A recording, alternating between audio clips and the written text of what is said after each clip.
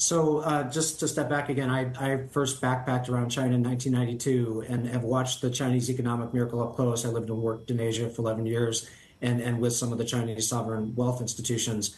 For 28 years, China was a growth locomotive of the global economy and really helped drive the global economy and also participated in venture capital and scientific discovery around key technologies.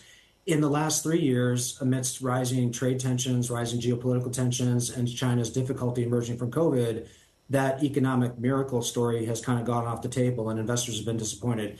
I'm very optimistic about the steps the Chinese government took last week because it's not just words, it's actual monetary policy actions, it's other policy actions, and the market, the stock market investors have rewarded China with initially a 25% bump in the local stock market, which is an amazing return in a week. That's come back a little bit, but I don't think it's just short covering. It's actually very hard to short Chinese stocks. It's hard to borrow them and short them, and the government had cracked down on short selling years ago. So I think it is the fundamentals of an expectation that China could get better.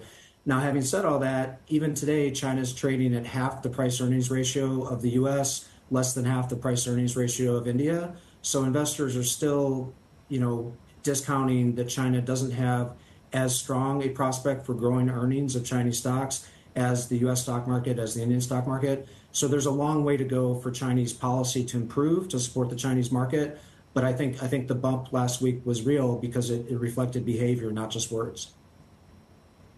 So you see this is real. How do you express your optimism? Do you go for some of these cyclical sectors, consumer names? In which market? Do you just go to Chinese market stocks, or do you, invest around that?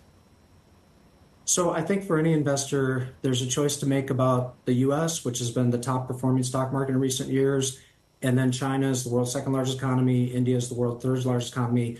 But what I'm most optimistic about is the rest of the emerging frontier markets because they're trading at a valuation similar to China. They're mainly non-aligned, so they can trade with China and receive foreign direct investment from China. They can trade and receive investment from the US and Western Europe. They're not caught up in the trade conflicts between China and its trading partners.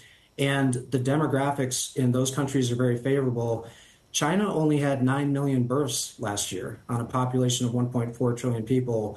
The impact of the one-child policy and now falling birth rates for the current parental population is such that the Chinese labor market's actually shrinking. And if you want to forecast GDP growth in a country, you only need to know two things: what happens to the labor supply and what happens to productivity. There's room for productivity in China to improve, but the labor supply is actually shrinking. And so it's going to be very hard for China to put up the type of economic growth numbers going forward that we've gotten used to over the last 3 decades. I think the rest of emerging and frontier markets are more favorable. Stock market investors recognize that in India. And again, the Indian stock market's actually trading at a higher PE ratio than the US, but they're not looking beyond India.